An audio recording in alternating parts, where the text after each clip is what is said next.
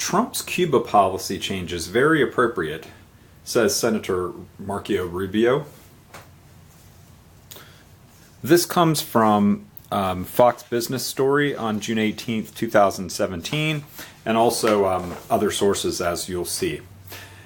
The U.S. embargo on Cuba, where in essence U.S. ships make sure that countries aren't supplying things or buying things from Cuba, has been in effect since 1958 and indeed will continue to be in effect. Several companies, though, airlines, have been flying into Cuba, and this isn't expected to change under President Trump's policy. So American, Delta, JetBlue, United, Southwest, and Alaska continue to offer flights into Cuba. Those concerned about the new changes to the Cuban policy, though, do wonder if Cubans are less able to travel to the United States under the policy, or Americans are wary of traveling if the flights will continue in the quantity that they're in. In other words, flights are a business model. If there's not a business for flying, there may turn out to be fewer flights, in spite of the rules. Engage Cuba, a coalition of pro-Cuban businesses, will continue to try to improve ties with the U.S., and ties, therefore, between the U.S. and Cuba.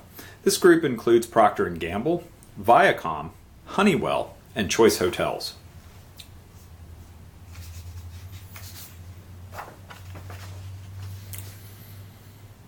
President Trump's adjustments require Americans to travel in tour groups, and critics are concerned this may increase costs. One reason is that when you're traveling in tour groups, the government, as we'll see in later slides, provides 50% or more of the business in Cuba, so you often have to stay in a government hotel. Many Americans, after President Obama lifted the ban on travel to Cuba, were staying in private residence or private houses. So the private residents lose the ability to charge the American tourists, and the American tourists may now have to travel in tour groups and pay a higher price. The idea then is it could hurt both. New rules prohibit Americans from spending on Cuban military-owned businesses, and on the next slide I'll point out that that can be quite a large number of businesses. At least in terms of the amount of control the businesses have over the Cuban economy. The new policy will hurt the Cuban people more than Americans, says William Leo Grand of American University.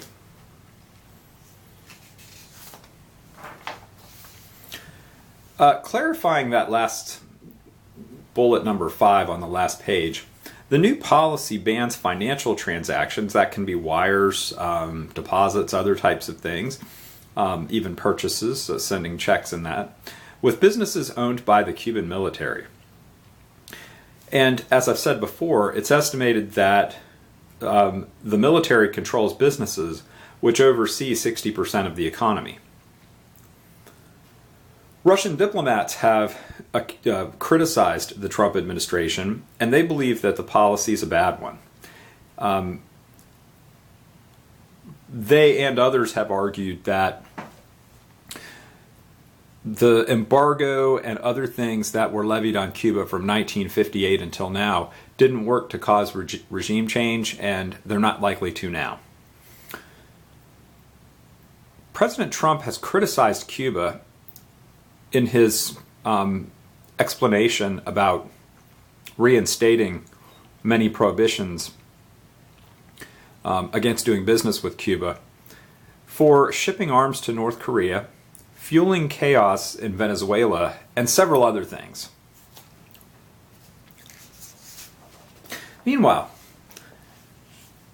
Cuba in turn complained that the U.S. has its own human rights violations and that many of them exist in the country. For example, they cited the large number of murders in the U.S., the lack of safety people feel with weapons because so many murders are committed, police brutality, salary inequity primarily between the genders, racial discrimination, and the border wall contemplated with Mexico.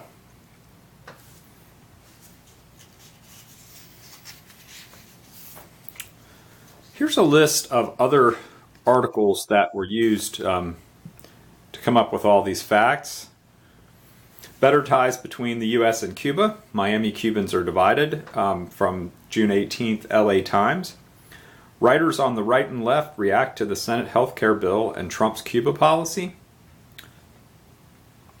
June 18th.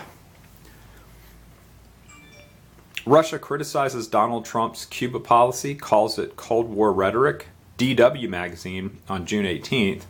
And Cuba to Trump, U.S. is in no condition to lecture us on human rights, from CNN on June 17th.